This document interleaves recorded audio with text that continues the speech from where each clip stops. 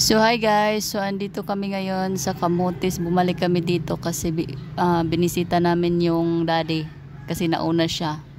So ayan, naligo na silang dalawa, sila lang dalawa kasi sobrang init. Grabe. Tingnan mo yung anak ko, ang galing na niya mag-swimming. Talo ang mama, wala na, finish na. So nandito kami sa aming property sa Camotes Island kasi kahapon nagpalagay kami ng tubig kasi on Monday magpapagawa na kami ng kubo, ang aming temporary home, para malagyan na rin din ng kuryente.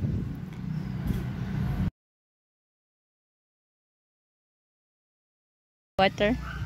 No water, but wait, maybe it's good. Yeah, see, that's the position.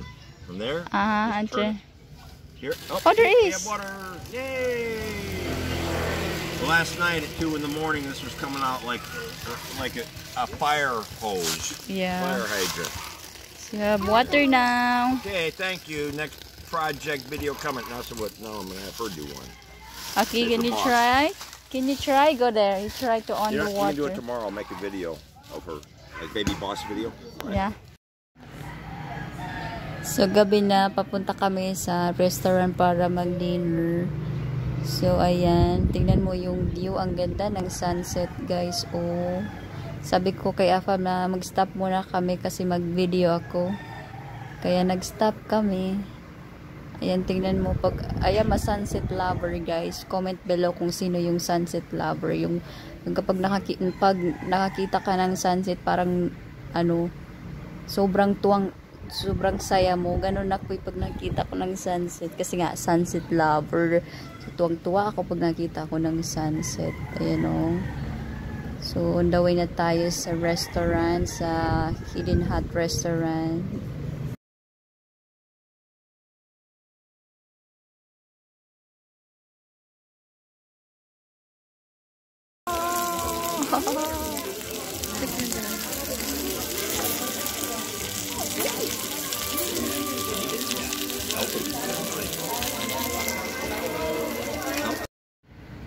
So it's Saturday na guys. Yung video na to is dugtong na lang kasi short video lang naman to.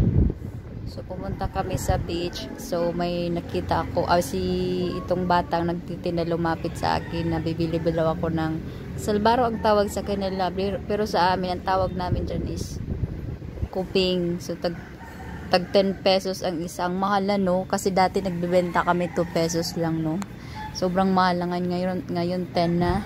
Ayan, at bumili ako ng 5 kasi ako lang naman kakain. Sobrang sarap niya no. Yung kuping, ang sipag ni Dodong. Kasi tinanong ko siya kung everyday ba siya nagbebenta niyan, sabi niya opo. Oh, ang sipag no, pag ganyang bata no. Tapos minsan naman daw hindi nauubos, depende, pag may maraming tao nauubos, pag wala naman, so hindi nauubos.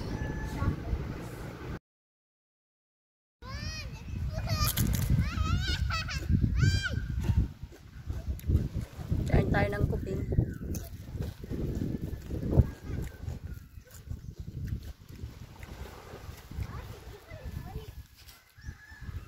Nandito ako ngayon sa tabi ng dagat sa Bacau Beach, Camotes Island. Andun yung anak ko. Ayun na siyang naka-pink. Naka-red pala.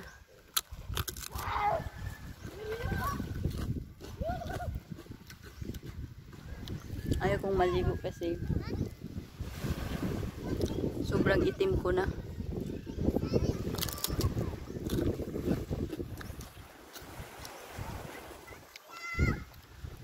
Wala pang mga tao kasi maaga pa mamayang hapon marami dito kasi maganda dito tambayan. Lakas ng hangin ngayon, ang ganda. Friendly ka ay prebuyag akong anak ko, tanaw na kaagidan siya friends.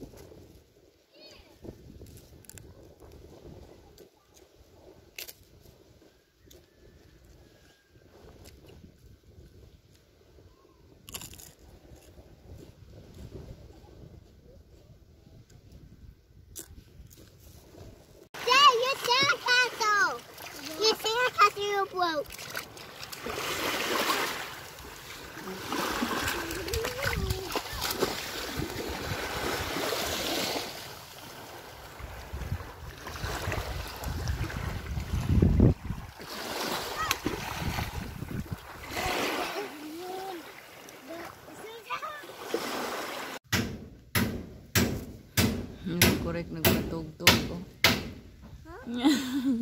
What? You're going to sleep?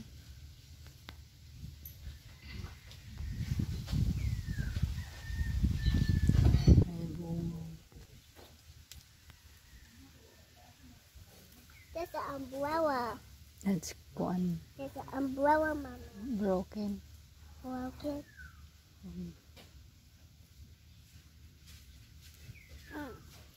Stop na? Hmm? Yes, stop.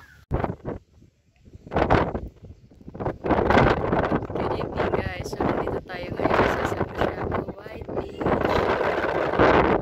Ayan, low tide ngayon. Dito kami sa gitna ng dagat. Kasi nga low tide. Walang tubig. Ayan o. Hanggang doon yung walang tubig o.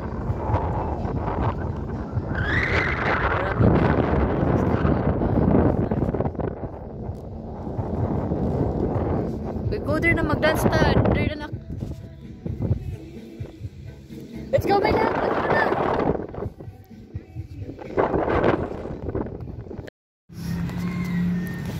Sa sobrang init, nagloblob na yung anak ko sa balde. Tingnan mo siya, oh. Feel na feel niya. Sa tinanong ko siya, bakit siya pumasok dyan sa loob. Sabi na relaxing daw. Mag-relaxing daw siya. Nakujog buot, oy. Tingnan mo yung tsura niya, oh. Tong tuway.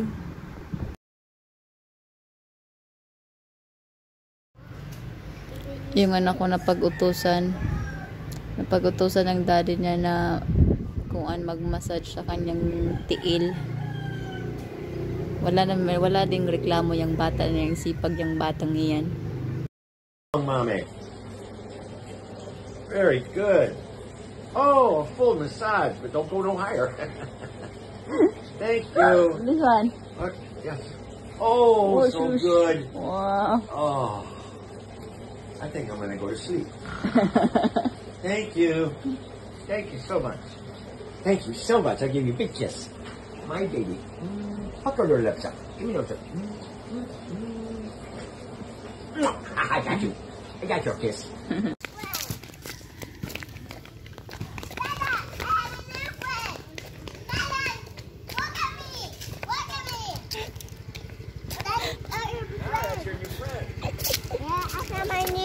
Over here.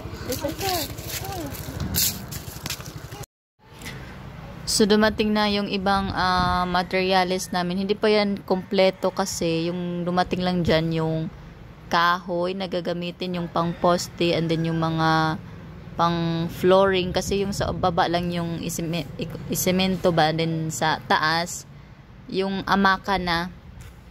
Kasi yung bahay kubo yung ipagawa namin, amaka na yung dingding. So hindi pa kami bibili ng amakan hangga't hindi pa natayo yung bahay na yan. I mean yung mga poste. Tsaka na kami bibili pag natayo na para diretso ng lagay. Ayan. So kasi Monday magpagawa na kami ng kubo sa Monday na. So I hope matapos agad para makalipat na kami. Ayan. Kasi excited na kaming tumira dito sa island na ito.